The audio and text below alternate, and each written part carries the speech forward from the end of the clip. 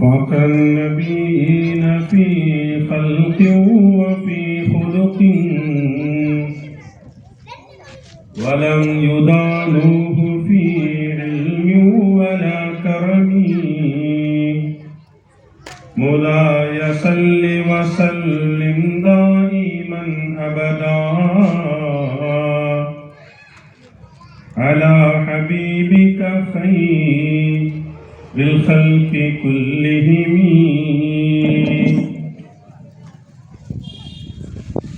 அனைவர்களது மேலான பதில் சலாமினை எதிர்பார்த்து எனது சலாத்தினை தெரிவித்துக் கொள்கின்றேன். அஸ்ஸலாமு அலைக்கும் வரஹ்மத்துல்லாஹி வபரகாத்துஹு.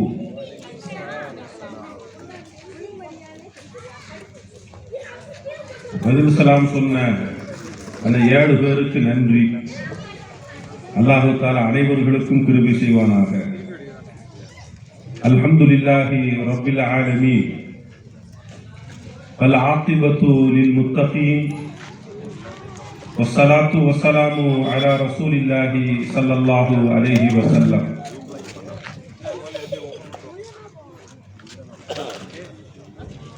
அல்லாஹு ஹாதிரி அல்லாஹு நாதிரி அல்லாஹு ஷாஹிதி அல்லாஹு மரி. எல்லா புகழும் வல்லோன் அல்லாஹு ஒருவனுக்கு உரித்தாகட்டுமாகுக. சலாத்தும் சலாமும் நமது உயிரினும் மேலான வாழ்வியல் வழிகாட்டி வள்ளல் முஹம்மது ரசூலுல்லாஹி ஸல்லல்லாஹு அலைஹி வஸல்லம் அவர்களின் மீதும் அவர்களது வழிகாட்டுதலை பின்பற்றி வாழ்ந்து கொண்டிருக்கக்கூடிய அனைவர்களின் மீதும், குறிப்பாக இங்கே வருகின்றிருக்கக்கூடிய அனைவர்களின் மீதும் எல்லாம் வல்ல அல்லாஹுவின் அன்பும் மேலான கருணையும் இன்று நிலவட்டுமாகுக. நம்முடைய வெப்பவளவு ஜமாத்தினர்கள் ஏற்பாடு செய்திருக்கக்கூடிய இந்த சமய நல்லிணக்க விழாவை வல்ல ரஹ்மான் ஏற்றுக்கொள்வானாக. அதற்குண்டான முழு பலனையும் வல்ல ரஹ்மான் தந்தருள் புரிவானாக. இந்த பகுதியில் இருக்கக்கூடிய அனைத்து மக்களும் எப்போதும் போல ஒன்றுபட்டு ஒருதாய் மக்களாய், அண்ணன் தம்பிகளாய், மாமான் மச்சான்களாய், தொப்புள் கொடி உறவுகளாய் சிநேகிதத்தோடு வாழ்வதற்கு வல்ல ரஹ்மான் தௌஃபீக் செய்வானாக. இந்த நிகழ்வு நம்முடைய வெப்பவளவு ஜமாத்திலே நடைபெற்றுக் கொண்டிருக்கக்கூடிய இதே தருணத்தில் சென்னையில நபிகள் நாயகம் ஸல்லல்லாஹு அலைஹி வஸல்லத்தினுடைய 1500வது மீலாது பெருவிழா நடைபெற்றுக் கொண்டிருக்கிறது. நான் வருகின்ற வழியிலே அந்த நேரலையை கண்டேன். அதிலே மாண்புமிகு தமிழகத்தினுடைய முதல்வர் உரையாற்றிக் கொண்டிருக்கிறார். அவர் உரையாற்றுகின்ற போது இந்த வார்த்தைகளை கவனித்தேன். இந்த மீலாது பெருவிழாவிலே, நபிகள் நாயகத்தின் விழாவிலே, இங்கே முஸ்லீம் லீக்கினுடைய பேராசிரியர் காதர் மொஹிதீன் சாஹிப் உட்பட அதே போல ஒவ்வொரு இயக்கத்தை சார்ந்த மிக முக்கியமான தலைவர்களெல்லாம் ஒன்று கூடியிருக்கின்றீர்கள் என்று குறிப்பிட்ட நம்முடைய சமுதாயத்தை சார்ந்த தலைவர்களின் பெயரை சொல்லி நிறுத்தி மாண்புமிகு தமிழக முதலமைச்சர் சொன்ன வார்த்தை, நீங்களெல்லாம் ஒற்றுமையாக இருக்க வேண்டும் என்று. அன்பிற்குரியவர்களே, இந்த இடத்திலே மரியாதைக்குரிய நம்முடைய பாதிரியார் அவர்கள் வருகின்றிருக்கிறார்கள். மரியாதைக்குரிய நம்முடைய இந்து சமூக பெரியார் ஒதுங்கியிருக்கிறார்கள். நான் ஒரு இஸ்லாமிய மார்க்க அறிஞர். எங்களுக்குள் நாங்கள் பேசி சிறைகிதத்தோடு புன்சிரிப்பு செய்வது முடியும். ஆனால் தமிழகத்தினுடைய முதல்வர் எதை குறிவைத்து சொல்கிறார் என்பதை மனதிலே வைத்து நான் சொல்கிறேன். இந்த சமுதாயத்தை சார்ந்த அனைத்து அமைப்பினர்களும் ஒன்று கூடி ஒரே மேடையில் அமர்ந்து சிநேகிதத்தோடு இருக்க முடியுமா என்பதைத்தான் தமிழகத்தினுடைய முதல்வர் ஜாடை மாடையாக நீங்களெல்லாம் ஒற்றுமையாக இருக்க வேண்டும் என்று அங்கே சொல்கின்றார். ஒரு சில தினங்களுக்கு முன்பாக சென்னையிலே காசாவிலே படுகொலை செய்யப்படக்கூடிய முஸ்லிம்களுக்கு ஆதரவாக பெரியாரிய உணர்வாளர்கள் பெரிய ஒரு பேரணியை பிறகு கண்டன ஆர்ப்பாட்டத்தை நடத்தினார்கள். அதில் பெரியாரிய உணர்வாளர்கள் பேசுகின்றார்கள், திரைப்பட இயக்குநர்கள் பேசுகின்றார்கள், திரைப்பட நடிகர்கள் பேசுகின்றார்கள். அனைவர்களும் நாங்கள் மனிதர்களுக்காக ஒன்று கூடியிருக்கிறோம் என்று அவர்கள் தங்களது உரைகளை துவங்கி பேசுகின்றார்கள். அன்பிற்குரிய இஸ்லாமிய பெருமக்களே, இதே போல ஒரு கண்டன ஆர்ப்பாட்டத்தை கூட்டத்தை இஸ்லாமியர்கள் பெருவாழியாக வாழக்கூடிய முக்கியமான அரபு நாடுகள் நடத்தி இருக்கிறதா? அன்பிற்குரியவர்களே, நாம் யோசிக்க வேண்டிய ஒரு கேள்வி அல்லவா அது? பெரியாரிய உணர்வாளர்கள் காசாவினுடைய மக்களுக்காக ஆர்ப்பாட்டம் நடத்துகிறார்கள், பேரணி நடத்துகின்றார்கள், அவர்கள் கண்டன குரலை எழுப்புகின்றார்கள். ஆனால் எத்தனையோ இஸ்லாமிய பெரும் நாடுகள், பெரும் பணக்காரர்கள் இருக்கக்கூடிய இந்த உலகத்தில் காசாவினுடைய மக்களுக்காக ஒன்று கூடி ஒரு ஆர்ப்பாட்டத்தை, ஒரு பேரணியை நடத்துகின்ற அளவிற்கு இந்த சமூகம் சிதறந்து கிடக்கிறது. இது போன்ற மத நல்லிணக்க கூட்டங்களை, சமுதாய நல்லிணக்க கூட்டங்களை நாம் சர்வசாதாரணமாக நடத்திவிடலாம். எத்தனை நபர்கள் வந்தாலும் இந்த இந்தியாவினுடைய இந்த ஒற்றுமை என்கின்ற ஆன்மாவை பிரித்து விட முடியாது, ஒன்றும் செய்து விட முடியாது. சிலர் இந்த ஒரு எதிர்ப்பு மனப்போங்கை, ஒரு விதமான கசப்புணர்வுகளை அவர்கள் விதைக்கலாம் அரசியல் லாபங்களுக்காக வேண்டும். ஆனால் அது முழுமையாக வெற்றி பெறாது, அது முழுமையாக வெற்றி பெறாது. ஆனால் நான் மேடைக்காக பேசவில்லை, என் மனதிலே இருந்து வரக்கூடிய ஒரு குரலாய் சொல்கின்றேன். காசாவினுடைய மக்களுக்காக பெரியாரிய உணர்வார்கள் போராட்டம் நடத்துகின்றார்கள். ஆனால் எனது இஸ்லாமிய பெருமக்கள் பெருந்தளாக இருக்கக்கூடிய நாடுகளில் ஒரே ஒரு கண்டன ஆர்ப்பாட்டம் நடைபெற்றதாய் எந்த தகவலும் இல்லை என்று சொன்னால் இந்த சமூகத்தின் நிலைமை எப்படி இருக்கிறது என்பதை நாம் பார்ப்போம். அன்பிற்குரியவர்களே, இந்த தருணத்திலேதான் இந்த லெப்போளவு ஜமாத்தார்களால் இந்த மத நல்லிணக்க கூட்டம் நடைபெறுகிறது. அன்பிற்குரியவர்களே, என்னுடைய ஒரு சொந்த அனுபவம். 2012 நான் ஹஜ்ஜிக்கு செல்லக்கூடிய வாய்ப்பை அல்லாஹ் எனக்கு வழங்கினான். அதற்காக பாஸ்போர்ட் ஆபீஸருக்கு சென்று விண்ணப்பித்து நான் பாஸ்போர்ட்டுக்காக வேண்டி நின்ற போது அங்கு உள்ள ஆபீசர் சொன்னாரு, பாய், உங்க ஆளை பார்த்தா பெரிய ஆள் மாதிரி தெரியுது, ஆனா வயசு சின்ன வயசு மாதிரி சொல்றீங்க. எனவே நீங்கள் ஒரு ரோட்டரி கிளப் வக்கீலிடத்தில் போய் ஒரு கையெழுத்து வாங்கி வாருங்கள். உங்களது பெர்த் சர்டிபிகேட்டுக்காக ஒரு ரோட்டரி கிளப் வக்கீலிடத்தில் போய் நீங்க பெர்த் சர்டிபிகேட் வாங்கிட்டு வாங்க என்று சொன்னார். நான் உடனே அந்த நேரத்தில் திருநெல்வேலி டவுன்ல இருந்த ஒரு ரோட்டரி கிளப் வக்கீலுடைய வீட்டிற்கு மதிய நேரத்தில் தேடி சென்றேன். அவர் ஒரு ஐயர். அவர் வீட்டு கதவு போய் தட்டி காத்து நின்ற போது வந்தார். என்ன பாய், சாயங்காலம் வாங்கல பாய் அப்படின்னா, ஐயா அப்படி பாஸ்போர்ட் ஆபீஸுக்கு வந்தேன், எனக்கு நீங்க ஒரு கடிதம் தர வேண்டும், நான் ஹஜ்ஜுக்கு போக போறேன் என்று சொன்ன போது, சரி உள்ள வாங்க பாய் அப்படின்னு சொல்லி உடனடியாக அந்த தபாலை கையெழுத்துக்கு தந்தார். வந்தபோது ஐயா உங்களுக்கு ஃபீஸ் எவ்வளவு இருக்கு பாய், நீங்க ஹஜ்ஜிக்கு போறீங்க பாய், நான் உங்கள்ட்ட என்ன பாய் வாங்க, நீங்க போயிட்டு வந்து எனக்கு ஒரு பாட்டில் சம்சம் கொடுங்க பாய், அது எனக்கு போதும். அன்பிற்குரியவர்களே, இப்படிப்பட்டவர்கள் நிறைந்ததுதான் இந்த இந்திய தேசம்.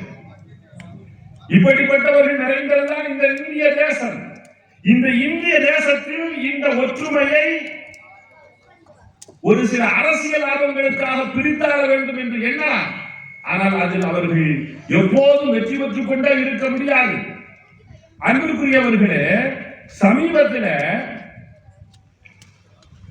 ஒரு விவகாரம் நடந்தது. நம்ம கொட்டுல்புதூருக்கு பக்கத்துல கோதரி பாபா, சடைமலை கோதரி பாபா கந்தூரி விழாவினுடைய விவகாரம்.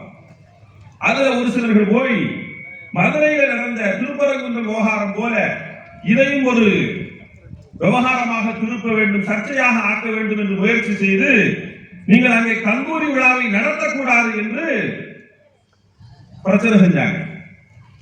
அது வழக்கு விவகாரம் கலெக்டர் ஆபீஸுக்கு போகுது. பிறகு அங்கிருந்து காவல்துறை அதிகாரிகள் அங்கு விசாரிக்க செல்கின்றார்கள். அந்த கருணாநிதி நீர்த்தேக்கத்திற்கு மேல் அமைந்துள்ள அந்த தர்காவை ஒட்டித்தான் அத்திரி பரமேஸ்வரர் அனுசுயா தேவி கோவில் இருக்கு. இவங்க அந்த போலீஸ் ஆபீசர் அங்க போய் விசாரிக்க போறாங்க. இந்த தர்கா ஒன்று இருக்குது, அது கந்தூரி நடத்தணும்னு சொல்றாங்க. ஆனா சிலர்கள் அப்படி நடத்தக்கூடாது, அது எங்களது அத்திரி பரமேஸ்வரர் அனுசுயா தேவி கோயிலுக்கு உண்டான இடம் என்பதாக சர்ச்சை செய்கிறார்கள் என்ற போது அந்த கோவில் நிர்வாகத்தினர்கள் சொன்னது, ஐயா அவங்களும் கந்தூரி வருஷம் வருஷம் கொண்டாடிட்டு தான் இருக்கிறாங்க, நாங்க இந்த கோயில வச்சு கும்பிட்டுக்கிட்டு தான் இருக்கிறோம், எங்களுக்குள்ள ஒரு பிரச்சனையும் இல்லை என்று அந்த கோவில் நிர்வாகத்தினர்கள் சொன்ன பிறகு காவல்துறை அவர்களை அழைத்து, யார் அந்த சர்ச்சையாக ஆக்க விரும்பினார்களோ, நீ எந்த கோவிலை வைத்து சொல்லுகிறாயோ அந்த கோவிலுடைய நிர்வாகிகளே, அங்கு வருடா வருடம் கந்தூரி நடக்கிறது, அதனால் எங்களுக்கு எந்த பாதிப்பும் இல்லை என்பதாக சொல்கின்றார்களே, பிறகு நீங்கள் ஏன் வீணாக சர்ச்சையை உண்டாக்குகிறது என்பதாக கண்டித்து அனுப்பினார்கள். இந்த வருடமும் அந்த கந்தூரி விழா நடைபெற்ற செய்தியை பத்திரிகையை நாம் பார்த்தோம். அன்பிற்குரியவர்களே, ஆக இந்த சமூகத்தினோடு சுமூகமாக உறவை பேண வேண்டும் என்று சகோதர சமுதாயத்தை சார்ந்தவர்கள் என்கின்றார்கள். அதே போல சகோதர சமுதாயத்தவர்களோடு சுமூக உறவை பேண வேண்டும் என்கின்ற நிலைப்பாடு ஒவ்வொரு இஸ்லாமியர்களுக்கும் உண்டு, ஒவ்வொரு ஜமாத்துடைய நிர்வாக பெருமக்களுக்கும் உண்டு, ஒவ்வொரு இஸ்லாமிய மார்க்க அறிஞர்களுக்கும் உண்டு. எந்த சமூகத்தினரிடத்திலேயும் சண்டை வளர்க்க வேண்டும் என்பது ஒரு ஆன்மீக கோட்பாடு அல்ல. எந்த சமூகத்தையும் பகைத்துக் கொள்ள வேண்டும் என்பது நபிகள் நாயகம் ஸல்லல்லாஹு அலைஹி வஸல்லம் காட்டி தந்த வழிமுறை அல்ல. அனைவர்களோடும் அன்போடு இருங்கள் என்பதுதான் தீனுல் இஸ்லாம் சொல்லித் தரக்கூடிய மகத்தான செய்தி. அன்பிற்குரியவர்களே, மார்க்கம் என்றால் என்ன என்று ஒரு சஹாபி நபிகள் நாயகம் ஸல்லல்லாஹு அலைஹி வஸல்லத்திடத்திலே கேட்டபோது நாயகம் ஸல்லல்லாஹு அலைஹி வஸல்லம் சொன்னார்கள், அத்தீனு அன்-நஸீஹா. மார்க்கம் என்பது பிறர்களுக்கு நலவை நாடுவது. பிறர்களுக்கு நலவை நாடுவது என்று சொன்னால் அந்த பிறர் யாராக இருக்க வேண்டும் என்று சொன்னால் முஸ்லிமாகத்தான் இருக்க வேண்டுமா? இல்லை, பிற மனிதராக இருக்கட்டும். அவன் எந்த மொழிக்காரனாக, எந்த மதத்துக்காரனாக, எந்த இனத்துக்காரனாக, எந்த நாட்டுக்காரனாக இருந்தாலும் அவன் மனிதராக இருக்கட்டும். அந்த மனிதனுக்கு நலவை நாடு. இதுதான் இஸ்லாமிய மார்க்கம் என்று போதித்தது இந்த மார்க்கம். அன்பிற்குரியவர்களே, அதனால் தான் நபிகள் நாயகம் ஸல்லல்லாஹு அலைஹி வஸல்லத்துடைய வீட்டிலே ஒரு யூத சிறுவன் வேலை செய்ய முடிந்தது. அதனால் தான் நபிகள் நாயகம் ஸல்லல்லாஹு அலைஹி வஸல்லம் யூதர்களிடத்திலே கொடுக்கல் வாங்கல் வைத்துக் கொள்ள முடிந்தது. அதனால் தான் நபிகள் நாயகம் ஸல்லல்லாஹு அலைஹி வஸல்லம் ஒரு யூதருடைய பிரேதம் சென்ற போது எழுந்து நிற்க முடிந்தது. அன்பிற்குரியவர்களே, அது அனைவருக்கும் தெரிந்த வரலாறு. நபிகள் நாயகம் ஸல்லல்லாஹு அலைஹி வஸல்லம் யூதருடைய பிரேதத்திற்காக, ஜனாசாவிற்காக எழுந்து நின்றார்கள் என்பது. ஆனால் எந்த அளவிற்கு எழுந்து நின்றார்கள் என்று சொன்னால் ஹதீஸிலே வருகிறது, ஹத்தா தவாரத். ஹத்தா தவாரத், அவர்களது கால்கள் வீங்கக்கூடிய அளவிற்கு.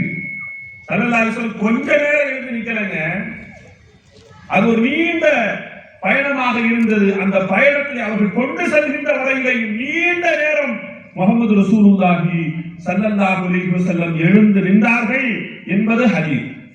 தன் கால் வீங்கக்கூடிய அளவிற்கு அந்த யூதருடைய பிரேதத்திற்காக எழுந்து நிற்க பெருமான் ஸல்லல்லாஹு அலைஹி வஸல்லம் முடிந்தது என்று சொன்னால் இந்த மார்க்கம் அதற்கு வழிவகை செய்கிறது. அன்பிற்குரியவர்களே, அந்த பாரம்பரியத்தை இந்த அளவிலேயும் இஸ்லாமியர்கள் பேணிக் கொண்டுதான் இருக்கின்றார்கள்.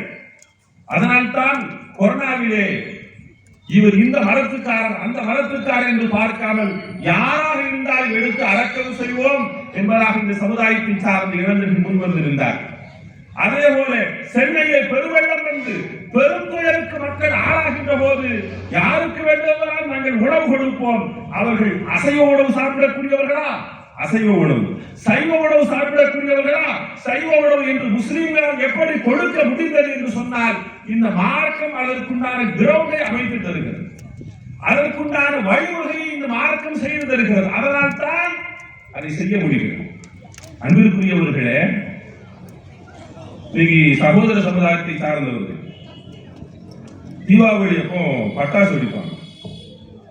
இந்த பட்டாசு வெடிக்கக்கூடிய பழக்கம் எப்படி வந்தது என்பதை மறைந்த நெல்லை கண்ணன் ஒரு சிறந்த பேச்சாளர், ஒரு சிறந்த ஆன்மீகவாதி,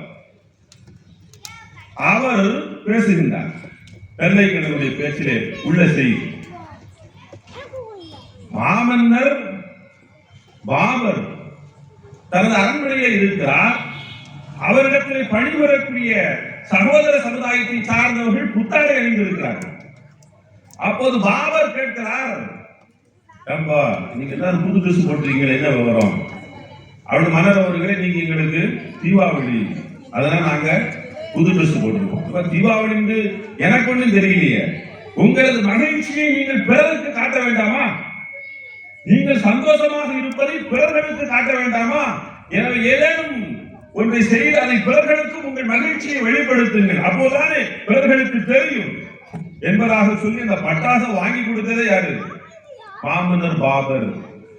அதற்கு முன்பாக அவர்கள் தீப ஒளி என்பதாக ஒளியேற்றக்கூடிய வீடுகளிலே விளக்கேற்றக்கூடிய பழக்கத்தை வைத்திருந்தார்கள். ஆனால் வெளி போடக்கூடிய பழக்கத்தை உருவாக்கியவர் மாமன்னர் பாபர் என்று மரியாதைக்குரிய மறைந்த நெல்லை கண்ணன் தனது சொற்பொழிவிலே சொல்கிறார். அன்பிற்குரியவர்களே, அதே போல பாபர் தன் மகன் ஹுமாயூனுக்கு எழுதிய அந்த கடிதங்கள் பாபர் நாமா என்கின்ற பெயரிலே இன்றளவிலேயும் அவர்கள் பாதுகாப்பாக பத்திரமாக இருக்கிறது. அதில் ஹுமாயூனுக்கு அவர் எழுதுகின்றார், மகனே ஹுமாயூன், இவர் பிரம்மாண்டமான தேசத்தை ஆட்சி செய்ய இருக்கிறார்.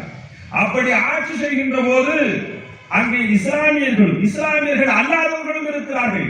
நீ அரசராக இருக்கின்ற போது பிறர்களது மனங்கள் காயப்படாமல் நீ நடந்து கொள்ள வேண்டும். பிறர்களது மனங்கள் சங்கடப்படாத வண்ணம் ஒரு ஆட்சி அமைய வேண்டும். எனவே நான் ஒன்றை சொல்லுகிறேன் உனக்கு. நம்முடைய சகோதர சமுதாயத்தை சார்ந்தவர்கள், இந்து சகோதரர்கள் பசுவை தெய்வம் என்று வணங்குகின்றார்கள். அவர்கள் பசுவை கோமாதா என்பதாக கும்பிடுகின்றார்கள். எனவே நீ ஒருபோதும் பசுவின் மாமிசத்தை சாப்பிடக் கூடாது என்று பாபர் தன் மகன் ஹுமாயூனுக்கு எழுதிய கடிதங்கள் பாபர் நாமாவிலே பத்திரமாக பதிவு செய்யப்பட்டு இந்த அளவிலேயும் அவைகள் பாதுகாக்கப்பட்டுக் கொண்டிருக்கிறது என்று சொன்னால், அன்பிற்குரியவர்களே, பிற மதத்தவர்களது உணர்வுகளை ஒருபோதும் காயப்படுத்தி விடக்கூடாது என்பதில் இந்த மார்க்கம் எத்தகைய சிறந்த வழிகாட்டல்களை தந்து கொண்டிருக்கிறது என்பதற்காக இந்த செய்திகளை இங்கே நான் பதிவு செய்ய வருகிறேன். இங்கே சகோதர சமுதாயத்தை சார்ந்தவர்கள் இருக்கின்றீர்கள். சகோதர சமுதாயத்தவர்கள் பள்ளிவாசலை நாடி தேடி ஒரு சில நேரங்களில் வருவார்கள். ஐயா, எங்க பிள்ளைகளுக்கு உடம்பு சரியில்லை, நீங்க கொஞ்சம் மந்திரிங்க என்று வருகின்ற போது இதோ இருக்கின்றார்கள் எங்களது ஜமாத்தை சார்ந்த பெரியவர்கள், எங்களது ஜமாத்தினுடைய தலைவர்கள். இவர்கள் எங்களுக்கு காட்டக்கூடிய வழிகாட்டல் என்ன தெரியுமா? ஹஜரத் அலிம்சா, அப்படி வரக்கூடியவங்க உட்கார்றதுக்கு நம்ம ஏற்பாடு பண்ணி கொடுப்போம். அவங்க கண்ணியமான முறையில் வரட்டும். அவர்கள் ஒரு விதமான நம்பிக்கையோடு பக்தி சார்ந்த நம்முடைய இடத்திற்கு வருகின்றார்கள். எனவே அவர்கள் உரிய மரியாதை கொடுக்கப்பட வேண்டும் என்று நம்முடைய ஜமாத்தினுடைய பெருமக்களால் வழிகாட்டப்பட்டுக் கொண்டிருக்கிறோம் என்று சொன்னால், அன்பிற்குரியவர்கள், இதற்கு காரணமாக அமைந்தது நம்முடைய மார்க்கம். நம்முடைய மார்க்கத்தில் சகோதர சமுதாயத்தவர்கள் பள்ளிவாசலுக்கு வந்தால் எப்படி மரியாதையாக நடத்தப்பட வேண்டும் முகமது ரசூலுல்லாஹி ஸல்லல்லாஹு அலைஹி வஸல்லம் காட்டி தந்த வழிமுறை. நஜ்ரான் தேசத்தினுடைய பாதிரிமார்கள் முகமது ரசூலுல்லாஹி ஸல்லல்லாஹு அலைஹி வஸல்லத்தை சந்திப்பதற்காக வருகின்ற போது அந்த பள்ளிவாசலிலேயே அவர்கள் தொழுகை நடத்துவதற்கு, அவர்கள் பிரேயர் செய்வதற்கு ஏற்பாடுகளை செய்து கொடுத்தவர்கள் முகமது ரசூலுல்லாஹி ஸல்லல்லாஹு அலைஹி வஸல்லம். காரணம், இந்த மார்க்கம் யாரையும் வெறுக்கிறது என்கின்ற எண்ணம் யாருக்கும் வந்துவிடக் கூடாது. அனைவர்களையும் ஆதரிக்கக்கூடிய ஒரு மார்க்கம் இது, மனித குலத்தை போற்றுகின்ற ஒரு மார்க்கம் என்கின்ற செய்தி உறக்க சொல்லப்பட வேண்டும் இந்த உலகத்திற்கு என்பதற்காக உதாரணமாக நடந்து கொண்டவர்கள் முகமது ரசூலுல்லாஹி ஸல்லல்லாஹு அலைஹி வஸல்லம். அன்பிற்குரியவர்களே, இன்று இந்த வக்ஃபு சம்பந்தமாக விவகாரம் ஓடிக்கிட்டே இருக்கு. அது நம்மை அச்சுறுத்தக்கூடிய ஒரு விஷயம் என்ன தெரியுமா? அங்க ரெண்டு விதமாக அந்த இடைக்கால தீர்ப்பிலே தகவலை சொல்லி இருக்கிறார். ஒன்று, ஒரு சகோதர சமுதாயத்தை சார்ந்தவர்கள் உங்க இஸ்லாத்திற்கு இருந்து எந்த வக்ஃபையும் செய்யக்கூடாது என்று தீர்ப்பிலே இருக்கிறது. இன்னொன்று, ஆனால் வக்ஃபினுடைய நிர்வாக பொறுப்பிலே சகோதர சமுதாயத்தை சார்ந்தவர்கள் அங்கம் வகிக்கலாம் என்று இருக்கிறது. இது இரண்டும் முரணானது. இது இரண்டும் முரணானது. ஒன்று, நம்முடைய பள்ளிவாசலுக்காக, தர்காவிற்காக, கபர்ஸ்தானத்திற்காக, மதரசாக்களுக்காக சகோதர சமுதாயத்தவர்கள் எதையும் கொடுக்க கூடாது என்கின்ற அளவிலே அந்த வக்ஃபு சட்டங்களை வகுப்பது. அது என்ன பிரச்சனை என்று சொன்னால், அன்பிற்குரியவர்களே, இங்க இருக்கக்கூடிய சகோதர சமுதாயத்தை சார்ந்தவர்கள் விளங்கிக் கொள்வீர்கள். ஒரு நோன்பினுடைய காலம் என்று வந்துவிட்டால் பள்ளிவாசலிலே நோன்பு கஞ்சி காட்டுவதற்காக பாய் நானும் காசு கொடுக்கிறேன் பாய் என்று வரக்கூடிய மக்கள் இருக்கக்கூடிய தேசம் இது. இதுதான் இந்தியாவுடைய ஆன்மா. இந்தியா இப்படித்தான் இருக்க விரும்புகிறது. இந்த தேசத்திலே உள்ள பெரும்பான்மையான மக்கள் இதைத்தான் விரும்புகின்றார்கள். பாய்மார்களும் நாங்களும் பாசத்தோடு இருக்கிறோமே தவிர நாங்கள் பாம் போட்டுக் கொள்ள விரும்புவதில்லை. அன்பிற்குரியவர்கள் இருக்கின்ற நிலைப்பாட்டிலேதான் சகோதர சமுதாயத்தவர்கள் இருக்கிறார்கள். அதனுடைய வெளிப்பாடுதான் புனித ரமலான் மாதம் ஆகிவிட்டால் பள்ளிவாசலில் நோன்பு கஞ்சி வைப்பதற்கு சகோதர சமுதாயத்தவர்களும் வந்து பணம் கொடுக்கிறார்கள். பணம் கொடுப்பது ஒரு பக்கம் என்று சொன்னால், அதே உரிமையோடு சகோதர சமுதாயத்தவர்கள் பள்ளிவாசலுக்கு வந்து பாய் கொஞ்சம் நோன்பு கஞ்சி கொடுங்க பாய் என்று வாங்கி செல்கின்ற போது, அன்பிற்குரியவர்களே, இந்த உயிரோட்டமான உறவுகள் என்பது இருக்கிறது. இது எப்படி வருகிறது என்று சொன்னால், நாங்களும் பள்ளிவாசலுக்கு கொடுப்போம் என்று, நாங்களும் தர்காவிற்கு கொடுப்போம் என்று வருவதன் காரணமாக வருவது. அன்பிற்குரியவர்களே, தர்காக்களை குறித்து இஸ்லாமிய சமூகத்திற்குள் பல்வேறு விதமான கருத்துக்கள் இருக்கலாம். ஆனால் சகோதர சமுதாயத்தவர்கள் பக்தியோடு தர்காவிற்கு வருகின்ற போது அவர்களுக்கு உரிய மரியாதை கொடுக்கப்படுகிறது. அதன் மூலமாக இறைவனின் நாட்டத்தினால் ஒரு சில சிக்கல்கள் அவர்களுக்கு தீர்கின்ற போது, அந்த தர்காவிற்கு ஏதேனும் கொடுக்க முன்வருகின்ற போது இந்த நல்லிணக்கம் இருக்கிறது. இந்த நல்லிணக்கம் வளர்ந்துவிடக் கூடாது என்பதைத்தானே அந்த வக்ஃபினுடைய சட்டங்கள் சொல்கிறது. இவர்கள் ஏற்றி இருக்கக்கூடிய அந்த சட்டங்கள் சொல்கிறது, நீங்க எதையும் கொடுக்க கூடாது, நீ முஸ்லிமா இருந்தா தான் கொடுக்கணும். அதற்குத்தான் பாராளுமன்றத்திலே ஒரு இந்து சமுதாயத்தை சார்ந்த எம்பி கேட்டார், எப்பா என் ஊர்ல எங்க பாய்மார்கள் எங்களுக்கு அடக்கம் பண்றதுக்கு இடம் இல்லை அப்படின்னு சொல்றாங்க. நான் என்னுடைய இடத்துல ஒரு ஏக்கரை கொடுத்து பாய் இதை நீங்க கபர்ஸ்தானா யூஸ் பண்ணிக்கோங்கன்னு சொல்றதுக்கு உனக்கு எங்க போச்சு அதற்கு தடை விதிப்பதற்கு? இது எந்த விதத்தில் நியாயம் என்று பாராளுமன்றத்தில் கேள்வி கேட்டார். ஏனென்றால் இந்தியா இப்படித்தான் இதுவரைக்கும் இருந்து வந்திருக்கிறது.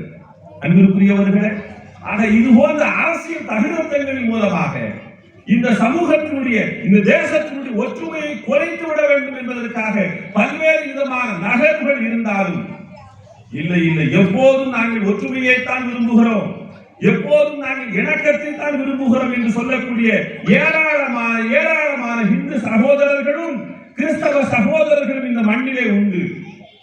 அன்பிற்குரியவர்களே, சென்னையில கபாலீஸ்வரர் கோவில் ஒரு இந்து சமுதாயத்தை சார்ந்தவர்கள் மிகவும் நேசிக்கக்கூடிய, மிகவும் விரும்பக்கூடிய ஒரு கோவிலாக சென்னையிலே உள்ள கபாலீஸ்வரர் கோவில் இருக்கிறது. இந்த கபாலீஸ்வரர் கோவிலுக்கென்று குளம் வேண்டும். அந்த குளத்தை கொடுத்தவர் ஆற்காடு நவாபு ரெக்கார்டு. இப்படி இந்து சகோதரர்களும் பள்ளிவாசலுக்காக, தர்காவிற்காக கொடுத்திருக்கின்றார்கள். இஸ்லாமியர்களும் கோவில்களுக்காக வழங்கியிருக்கிறார்கள். இரண்டிலேயும் இங்கே பல இணக்கங்கள் ஏற்பட்டிருக்கிறது. மெதர் தெரசா நாங்கள் எப்போதும் மதிக்கக்கூடியவர் அன்னை தெரசா. அவர் கொல்கத்தாவிலே வந்து தங்களுக்குண்டான ஆசிரமத்தை அமைக்க வேண்டும் என்று சொன்னபோது அதற்குண்டான இடத்தை கொடுத்தது முஸ்லிம்கள். அன்பிற்குரியவர்களே, அதே போல அந்த கிறிஸ்தவர்கள் நடத்தக்கூடிய கல்வி சாலையின் மூலமாக ஏராளமான பலன்களை பெற்றது முஸ்லிம்களும் இந்துக்களும். மறுக்க முடியாத உண்மை. அவர்கள் இந்த தேசத்திற்கு வந்து கல்வியை பற்றி பேசியிருக்காவிட்டால், கல்வியை பொதுவுடைமை ஆக்கியிருக்காவிட்டால் ஏது நமக்கு கல்வி, ஏது நமக்கு கல்வி? அவர்களால் தான், கிறிஸ்தவர்களால் தான் ஏராளமாக அவர்கள் படித்தார்கள், பட்டம் பெற்றார்கள் என்பது இந்த தேசத்தில் மறுக்க முடியாத, மறைக்க முடியாத உண்மை. இப்படிப்பட்ட அந்த நல்லிணக்கத்தை கெடுப்பதற்கென்று பல்வேறு விதமான முயற்சிகள். அன்பிற்குரியவர்களே, இந்து சகோதரர்கள் பல்வேறு, அவர்கள் சொன்னேன் அல்லவா, எனக்கு ஒரு ஐயர் எனக்கு பாஸ்போர்ட்டுக்கு ஹெல்ப் பண்ணாங்கன்னு சொல்லி, இப்படி ஏராளமானவர்கள் இந்து சகோதரத்துவத்துக்குள்ளேயும். இந்துக்கள் என்று சொன்னாலே ஒரு விதமான அமைப்பே மட்டுமில்லை, அவர்கள் பல விதத்திலே இருக்கிறார். பல விதத்திலே இருப்பவர்களுக்கும் பலவிதமான கருத்துக்கள். எந்த கருத்தோடு நமக்கு எந்த முரண்பாடும் கிடையாது. அவர்கள் கல்லை தெய்வம் என்று கும்பிட்டு நாங்கள் தெய்வம் என்று பார்க்கிறோம் என்று சொன்னால் இதற்கு நமக்கு எந்தவித ஆட்சேபனையும் கிடையாது. தாராளமாக அவர்கள் அதற்குண்டான மரியாதை செய்யலாம்.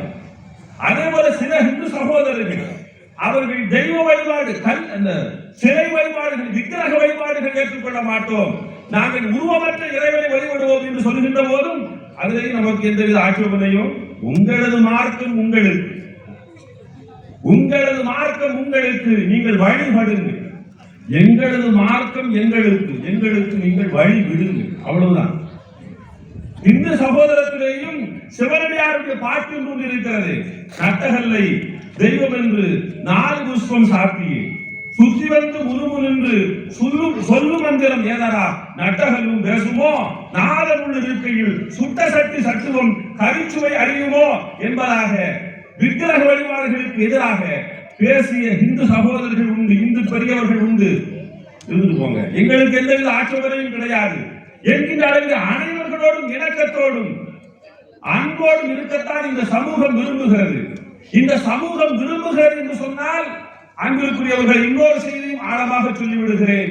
இது பயத்தினால் அல்ல, நாங்கள் இந்த தேசத்தினுடைய விரும்பிகளாக இருப்பதனால். இந்த தேசம் இப்படி இருந்தால்தான் சுமூகமாக இயங்கும்.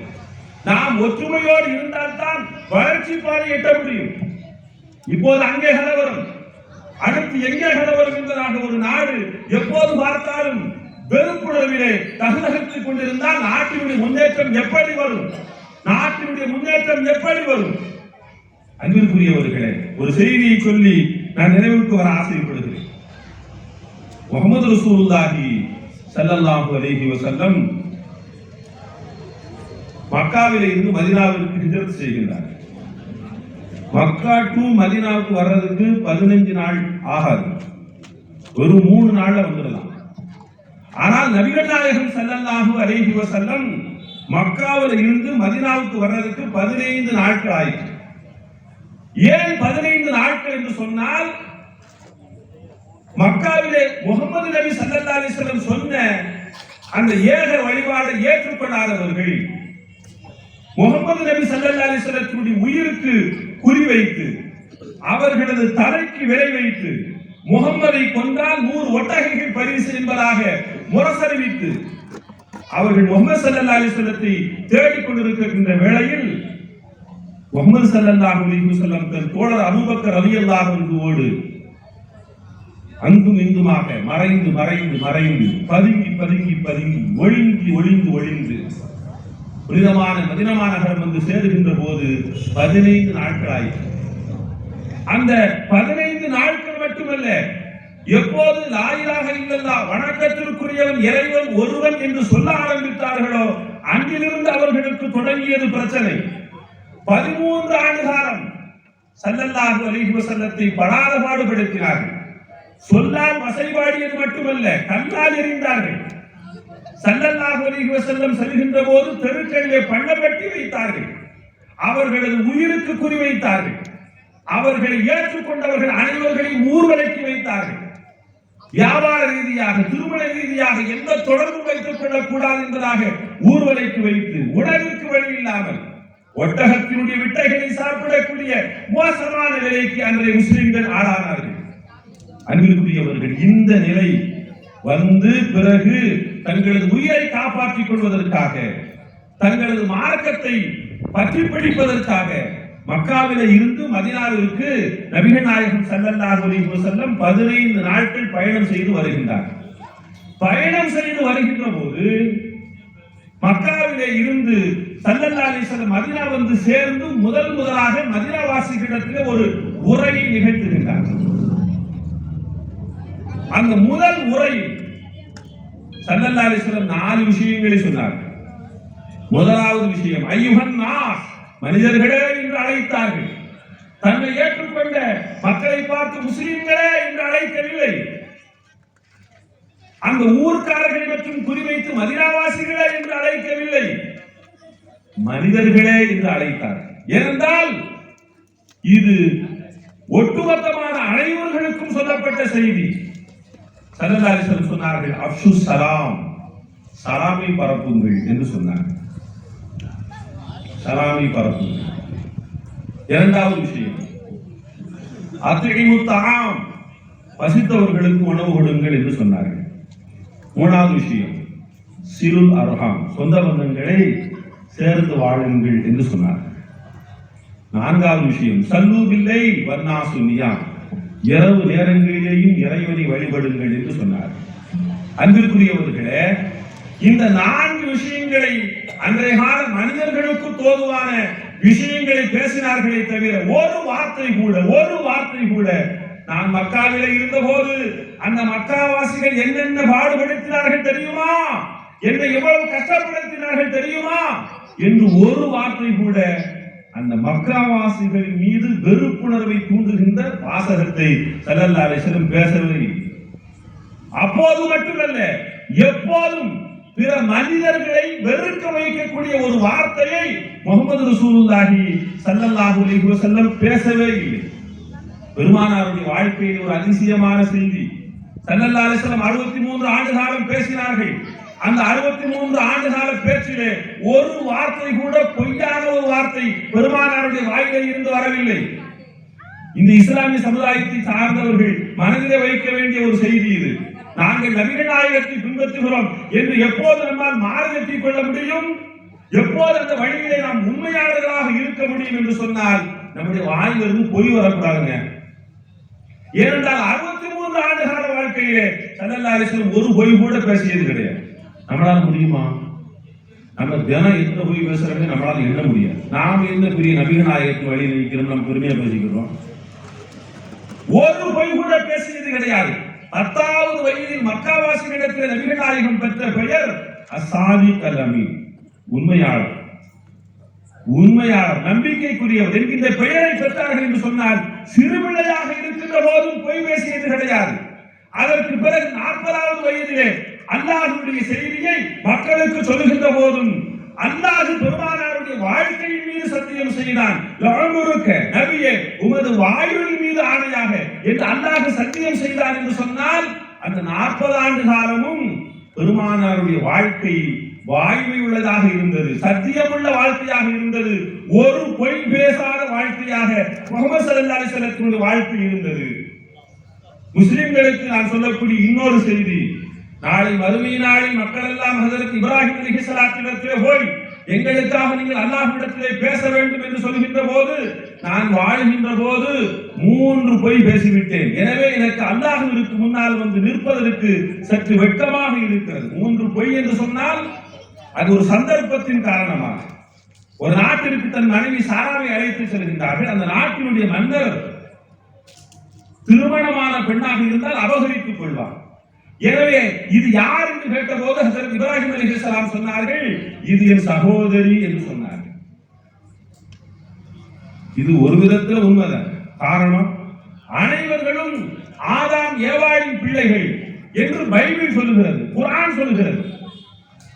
அந்த ஆதாம் ஏவாளின் பிள்ளை என்று வருகின்ற போது என் மனைவி எனக்கு சகோதரி தான். அப்ப அந்த அர்த்தத்தில் தன் மனைவி பாதுகாக்க வேண்டும் என்பதற்காக இது என் சகோதரி என்று சொன்னார். இது போன்ற சந்தர்ப்பத்தின் காரணமாக தன் வாழ்நாள் முழுவதும் ஒரு 3 பொய் சொல்லிட்டாங்க.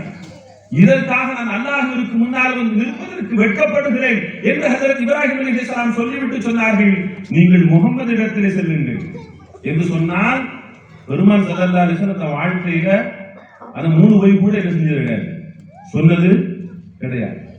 இதுவரையிலேயும் கல்லால் அடித்த, இதுவரையிலேயும் உயிருக்கு குறிவைத்த மக்காவாசிகள் ஒரு நேரத்தில் முகமதை நீங்கள் அல்லாஹ்வின் தூதர் என்று நாங்கள் ஒப்புக்கொள்கிறோம். எப்படி தெரியுமா? உங்களது மகன் இப்ராஹிம் வஃபாத்தாகி விட்டார், அப்படி வஃபாத்தானதின் காரணமாக சூரியன் கிரகணம் பிடித்துக் கொண்டது என்பதாக அந்த மக்காவாசிகள் முகமது ஸல்லல்லாஹு அலைஹி வஸல்லத்திடத்தில் வந்து நின்ற போது, ஆமாம்பா என் புள்ள வஃபாத்தானதால சூரியன் கிரகணம் பிடித்துக் கொண்டது என்று சொல்லி அவர்கள் இஸ்லாத்திற்குள் இணைத்திருக்கிறார். ஆனால் தவறான ஒரு தகவலை சொல்லி இங்கே ஒருவரும் இணைக்க வேண்டாம் என்பதாக ஸல்லல்லாஹு அலைஹி வஸல்லம் அந்த நேரத்திலேயும் சத்தியத்தை சொன்னார்கள். யாரின் பிறப்பிற்காகவும் இறப்பிற்காகவும் சூரியன் கிரகணம் பிடிப்பதில்லை. எந்த சந்தர்ப்பத்திலேயும் முஹம்மது ஸல்லல்லாஹு அலைஹி வஸல்லம் பொய் பேசியது கிடையாது. அதே போல எந்த சந்தர்ப்பத்திலேயும் முஹம்மது ஸல்லல்லாஹு அலைஹி வஸல்லம் வெறுப்பை தூண்டுகின்ற எந்த வார்த்தையையும் பேசியது கிடையாது. வெறுப்பை தூண்டக்கூடிய எந்த மனிதரையும் முஹம்மது ஸல்லல்லாஹு அலைஹி வஸல்லம் நேசித்ததும் கிடையாது. அன்பிற்குரியவர்களே, மக்காவாசிகள் அவ்வளவு கடும் துயரை முஹம்மது ஸல்லல்லாஹு அலைஹி வஸல்லத்திற்கு கொடுத்த போதும் அந்த மக்காவாசிகள் மீது வெறுப்புணர்வை தூண்டக்கூடிய எந்த வார்த்தையையும் முஹம்மது ஸல்லல்லாஹு அலைஹி வஸல்லம் பேசவில்லை என்பது முஹம்மது ஸல்லல்லாஹு அலைஹி வஸல்லம் வாழ்க்கை நமக்கு தரக்கூடிய மகத்தான செய்தி. இது முதல் நாள் நிகழ்வு என்று சொன்னால், இரண்டாவது நாள் நிகழ்வு. இரண்டாவது நாள் நிகழ்வுல ஸல்லல்லாஹு அலைஹி வஸல்லம் இந்த ஊருக்கு என்னப்பா பேருன்னாங்க, யஸ்ரிப் என்று சொன்னார். யஸ்ரிப்னு சொன்னா பழிக்கு பழி, ரத்தத்துக்கு ரத்தம் அப்படிங்கிற மாதிரி ஒரு மீனிங் அந்த ஊருக்கு. இந்த வார்த்தையில் உள்ள தீவிரவாதத்தை கூட முஹம்மது ஸல்லல்லாஹு அலைஹி வஸல்லம் ஏற்றுக்கொள்ளவில்லை. இந்த வார்த்தையில் உள்ள தீவிரவாதத்தை கூட ஏற்றுக்கொள்ளவில்லை. இனிமேல் நீங்கள் யஸ்ரிப் என்று இந்த ஊருக்கு சொல்லக்கூடாது, இனிமேல் இந்த ஊரின் பெயர் மதீனா, மார்க்கம் இருக்கக்கூடிய இடம் என்று அந்த ஊரின் பெயரை மாற்றினார். அடுத்து கேட்டாங்க ஸல்லல்லாஹு அலைஹி வஸல்லம், இந்த விரலுக்கு என்னப்பா பேருன்னு கேட்டாங்க. இந்த விரலுக்கு என்ன பேரு? இந்த விரலுக்கு என்ன பேரு? ஆள்காட்டி வருது. ஆள்காட்டி வருது. நம்ம பிள்ளை ஒண்ணு களிமா வருன்னு சொல்லுது, இருக்கட்டும், மாஷா அல்லாஹ், நல்ல வார்த்தை தான். ஆள்காட்டி வருது. பொதுவாக ஆள்காட்டி வருது என்ன செய்வாங்க சொல்லுவாங்க. ஆனா அரபிகள் இந்த விரலுக்கு வச்ச பேரு சப்பாபா. சப்பாபான்னு சொன்னா திட்டக்கூடிய விரல் அர்த்தம். காரணம் என்ன, ஒருத்தர் திட்டுறதா இருந்த அப்படின்னு இந்த விரலத்தை நினைச்சுவோம், யூஸ் பண்ணுவோம். ஆனால் அவங்க அந்த விரலுக்கு வச்சிருந்த பேரு சப்பாபா, திட்டும் விரல் பேர் வச்சிருந்தாங்க. உடனே நபிகள் நாயகம் ஸல்லல்லாஹு அலைஹி வஸல்லம் சொன்னாங்க, இன்றிலிருந்து இந்த விரலுக்கு பேர் சப்பாபா கிடையாது, முசப்பஹா, தஸ்பீஹ் செய்கின்ற விரல், இறைவனை துதிபாடுகின்ற விரல் என்பதாக அந்த விரலுக்குண்டான பெயரை முஹம்மது ஸல்லல்லாஹு அலைஹி வஸல்லம் மாற்றினார்கள் என்று சொன்னால், பேச்சிலே கூட தீவிரவாதம் என்பது இருக்கக்கூடாது என்பதை போதித்தார்கள் முஹம்மது ஸல்லல்லாஹு அலைஹி வஸல்லம். அன்பிற்குரியவர்களே, இப்படி ஸல்லல்லாஹு அலைஹி வஸல்லம் சில பெயர் மாற்றங்களை செய்தார்கள் என்று சொன்னால் இதயங்களை இணைக்க வேண்டும் என்பதற்காக செய்தார்கள். ஆனால் இந்த தேசத்திலே அன்பிற்குரியவர்களே, சகோதர சமுதாயத்தவர்கள் மீது இருக்கின்றீர்கள். இந்த தேசத்திலே சில பெயர்கள் மாற்றப்படுகிறது. அல்லாஹாபாத் என்று ஒரு ஊர் பெயர் இருக்கிறது என்று சொன்னால் அந்த ஊர் பெயரை மாற்று. இலாஹாபாத் என்று ஒரு ஊர் பெயர் இருக்கிறது என்று சொன்னால் அந்த ஊர் பெயரை மாற்று. அப்படி மாற்றுவதன் காரணமாக இங்கு என்ன மெசேஜ் கொடுக்க விரும்பப்படுகிறது? தாஜ்மஹால் என்று சொல்லக்கூடாது, அது ராம் மஹால் என்று மாற்ற வேண்டும். இது போன்ற வார்த்தை பிரயோகங்கள் எல்லாம் இந்த தேசத்தை எதை நோக்கி இழுத்து செல்ல விரும்புகிறது? ஏன் அந்த பெயரை மாற்ற வேண்டும்? தாஜ்மஹாலை ஷாஜஹான் கட்டியது வராது தானே? அன்பிற்குரியவர்கள், ஏன் அந்த வெறுப்பு என்று சொன்னால், அப்படி வெறுத்தால் தான் இங்கே சிலர்கள் அரசியல் கட்சிகள் நடத்த முடியும். அரசியல் கட்சிகள் இங்கே நடத்த முடியும். இந்த வெறுப்புணர்வுக்கு யாரும் பலியாகி விடக்கூடாது, முஸ்லிம்களும் பலியாகி விடக்கூடாது. இதுவரையிலேயும் இந்த இந்திய தேசம் எப்படி அனைவர்களையும் ஏற்றுக்கொள்ளக்கூடிய ஒரு சிறந்த தேசமாக உலகத்திற்கு முன்னால் காட்சியளிக்கிறதோ அதுபோலத்தான் தொடர்ந்து இருக்க வேண்டும். அதற்காக முஸ்லிம்கள் எத்தகைய தியாகத்தையும் செய்ய தயாராக இருக்க வேண்டும் என்பதை இந்த சமயநலனுக்கு விழாவினுடைய செய்தியாக சொல்லி இங்கு அருமையான சகோதரிகளும் வருகின்றிருக்கிறீர்கள். உங்களுக்கு ஒரு மீலாதினுடைய ஒரு செய்தியாக இந்த ஒரு செய்தியை சொல்லி மட்டும் முடிக்கிறேன். ஸல்லல்லாஹு அலைஹி வஸல்லம் வாழ்க்கையில பொய் சொன்னது கிடையாது. யாரையும் வெறுக்கக்கூடிய எந்த பேச்சையும் பேசியதும் கிடையாது. அதே மாதிரி ரசூலுல்லாஹ் பத்தி ஒரு ஆச்சரியமான செய்தி ஹதீஸ்ல வருது. மா ஆப ரசூலுல்லாஹி ஸல்லல்லாஹு அலைஹி வஸல்லம் தஆமன் கத்து. எந்த உணவையும் நபிகள் நாயகம் ஸல்லல்லாஹு அலைஹி வஸல்லம் குறை சொன்னதே கிடையாது. இது பெண்களுக்கு சொல்ல வேண்டிய விஷயம் தான். பெண்களை வச்சுக்கிட்டு உங்களுக்கு எவ்வளவு சப்போர்ட் பண்ணி ஸல்லல்லாஹு அலைஹி வஸல்லம் பேசியிருக்காங்க அப்படிங்கிறதுக்காக சொல்றாங்க. ஸல்லல்லாஹு அலைஹி வஸல்லத்துக்கு எந்த உணவு வைக்கப்பட்டாலும் அந்த உணவை குறை சொல்லியதே கிடையாது. இதை நீங்க நாளைக்கு ஆண்கிட்ட சொல்லலாம், என்னமோ நபி வழிங்கிறீங்க, ரசூல் ஸல்லல்லாஹு அலைஹி வஸல்லம் எந்த உணவையாவது நினைச்சிருக்கிறாங்களா, குறை சொல்லியிருக்கிறாங்க. பிடித்திருந்தா சாப்பிடுவார்கள், பிடிக்கவில்லை என்று சொன்னால் அதை சாப்பிடாமல் விடுவார்களே தவிர, அது உடலுக்கு உபாதை ஏற்படுத்தக்கூடிய உணவாக இருந்தால் சாப்பிடாமல் விடுவார்களே தவிர, இந்த உணவை நீ ஏன் வைத்தாய் என்பதாக, இந்த உணவு என்ன இப்படி இருக்கிறது என்பதாக எந்த உணவையும் முகமது ஸல்லல்லாஹு அலைஹி வஸல்லம் குறை சொன்னதே கிடையாது. நம்ம சமுதாயத்தில் உள்ளவங்க இந்த பாடத்தையும் படிக்கணும். என்று சொன்னால் மனைவி சாப்பாடாக்கி தராங்க, அதுல குறை சொல்லாம எத்தனை பேர் சாப்பிடுறோம்? ஒரு வீட்டுல ஒரு கணவர் சாப்பிட வர மனைவி ஒரு முட்டையை அவிச்சு வச்சிருக்கிறாங்க. வந்து சாப்பிட உட்காரம்னு சொன்னாரு. என்ன முட்டையை அவிச்சு வச்சிருக்கிற, பொரிச்சு வச்சா என்ன, ஏன் பொரிச்சு வைக்கலங்க? சரிங்க அப்படின்னு சொல்லி மறுநாள் இந்த அம்மா ஒரு முட்டையை பொரிச்சு வச்சிருச்சு. நாள் சாப்பிட வந்து ஒரு சொல்லியிருக்கிறாரு, என்ன முட்டையை பொரிச்சு வச்சிருக்கிற, அவிச்சு வச்சா என்னங்க? ஏங்க நேற்று நீங்க தானே சொன்னீங்க, என்னையே நீ எதிர்த்து பேசுறியா, என்னையே நீ எதிர்த்து பேசுறியா அப்படின்னு. இந்த அம்மா ஒன்றும் பேசல. மூணாவது நாள் இந்த ஆள் சாப்பிட வராது, ஒரு அவிச்ச முட்டையை தூக்கி முன்னால வச்சிருச்சு. ஏன் அவிச்ச முட்டையை வச்சேன்? டக்குன்னு ஒரு இன்னொரு முட்டையை பொரிச்ச முட்டையை தூக்கி முன்னால வச்சிருச்சு. இந்த அம்மா மனசுக்குள்ள இப்ப என்ன சொல்ல முடியும்? அவிச்ச முட்டையும் இருக்குது, பொரிச்ச முட்டையும் இருக்குது.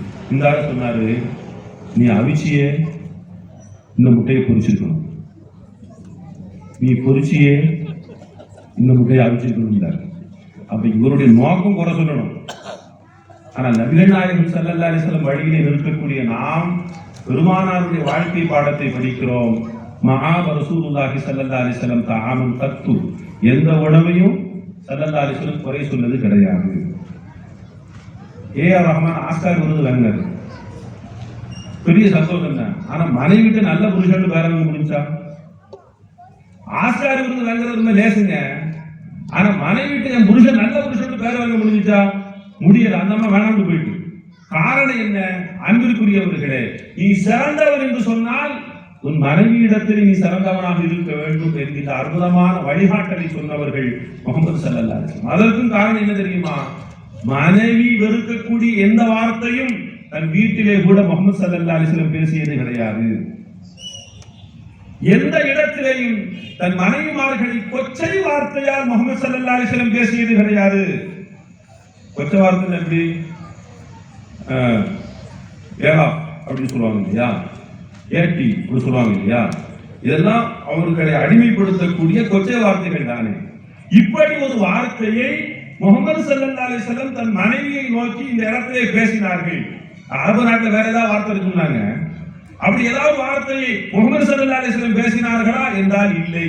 பிறகு எப்படி தன் மனைவியை அழைப்பார்கள் என்பதிலே கூட வரலாறு இருக்கிறது.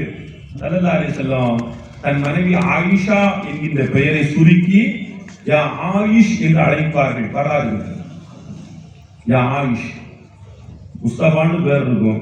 செல்லத்துல முஸ்ஸு போடுவாங்க இல்லையா, அது மாதிரி ஆயிஷா என்கிற பெயரை சுருக்கி ஆயிஷா என்று சொல்லாமல் ஆயிஷ் என்று செல்லமாக சொல்லுவார்கள் ஹதீஸ் இருக்கு. அதே போல தன் மனைவியை புகழ்ந்து யா ஹுமைரா சிகப்பழகியே என்று சொல்லி முகமது ஸல்லல்லாஹு அலைஹி வஸல்லம் அழைப்பார்கள் என்று இருக்கிறது. அன்பிற்குரியவர்களே, ஒரு மனைவி குண்டா இருக்கிறாங்க, குண்டம்மா கூப்பிட்டது கிடையாது. கொஞ்சம் ஒல்லியா இருக்கிறாங்க, ஈக்குச்சி கூப்பிட்டது கிடையாது. தன் மனைவி என்ன வார்த்தையை சொன்னால்